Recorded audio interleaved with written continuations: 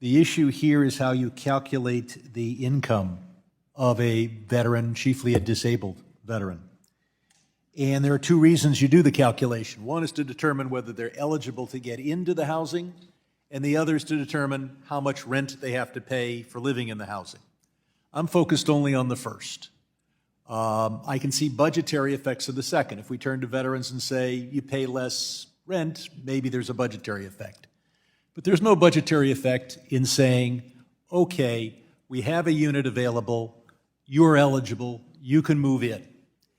And all of these programs, you're only eligible if your income's under a certain amount. And so it depends on how you calculate someone's income. And what I'd like to see is that service-connected disability payments not be considered income for this purpose. Now, there are many other areas where service disability payments are not considered income. The Internal Revenue Service code, for example.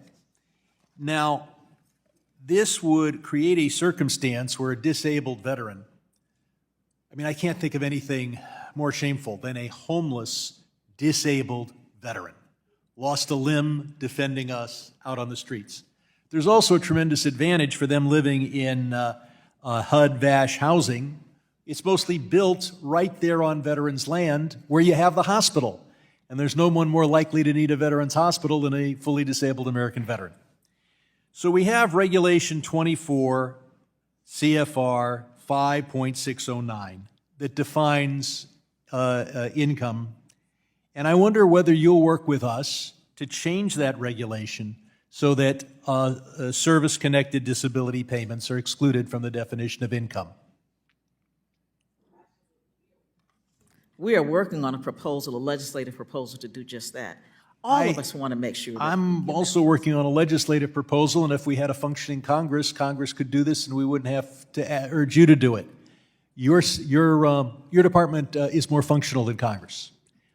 Even your critics would have to admit that if they knew anything about Congress. So I'm hoping that rather than turn to us and say, here's what we should do, I can turn to you and say, here's what you can do, which is to amend your Regulation 5.609. Do you agree with the purpose of this, to let disabled American veterans who are homeless live in housing usually built on veterans' land? Is that a good purpose? If I could do it today, I would do it.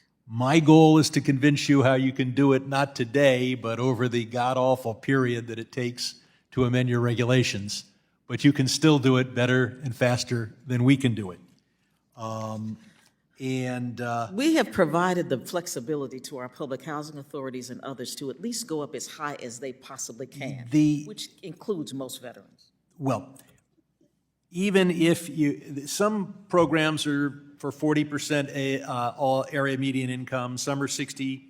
If you can get a special waiver, which requires you to send somebody out there, and you can go up to 80% of area median income.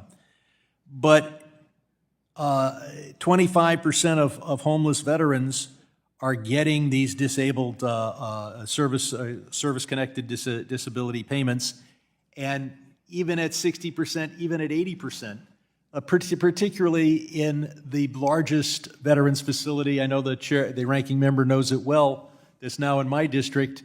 It's enormous, but it's in a high-cost area. And it's not a matter of 60%, 80%. We need to take the disability payments out of the definition of income. I've got